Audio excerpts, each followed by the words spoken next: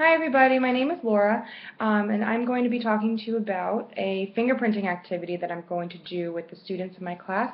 I work with 4-year-olds, and at 4 years old you're very much in an egocentric time of life. You are worried about yourself, your wants, your needs, everything is all about you. It's a natural developmental time of life. And through this activity, I'm hoping that the students will leave understanding that, everyone is different. Everyone has different characteristics and qualities, and it's okay to be different and just have a little bit more awareness of those around them. So the learning objective is to have the students understand that each person is unique and different through a fingerprinting activity. I'm going to have them each print their fingerprint on a stamp pad and then put it on a white piece of paper.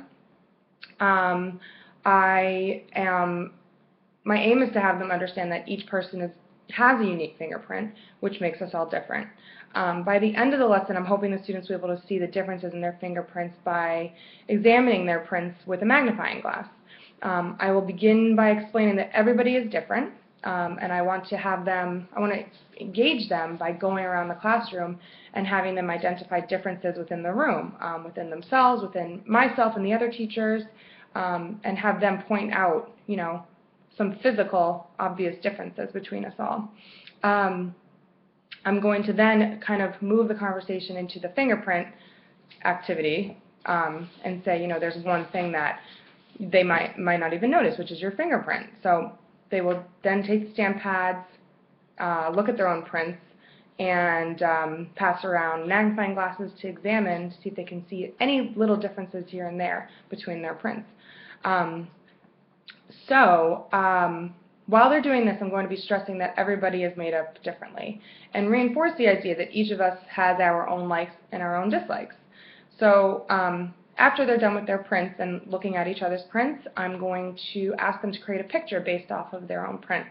So I'll say, I'll go first. I'll be the example. Like, here's my print, and my name is Laura. I like to eat lollipops, so I will draw a picture of a lollipop off of my print. I'll have them each go around the room, the circle, and say what their likes are. And if one student copies another idea, I'll say, I would like for everyone to have their own unique idea because everyone is, different, and I want your own thought. So at the end of the activity, so the students will then go to the tables, they will draw their pictures, and then we'll rejoin on the rug and discuss our pictures and what we drew. So I will be assessing them.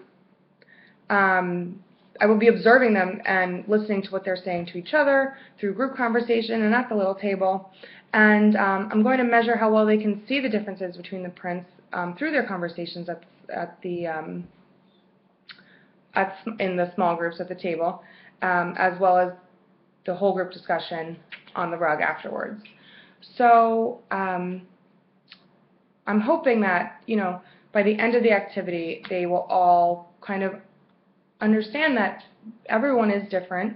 Everyone has different opinions and different likes and dislikes in the world, and it's important for us to all have a level of tolerance and acceptance, because that's what makes the world go round. And it's a big concept. It's a big idea for these young minds to kind of grasp. But I think by introducing this to them at a young age will only make them more aware, and maybe if they have questions that might come up, like, well, why are we different? It's like that open dialogue, kind of thinking outside of the box, getting them to use their brains in a different way that's not so, A, B, C. It's kind of a little bit more of a creative way of thinking. So, yeah, that's my lesson, and thank you.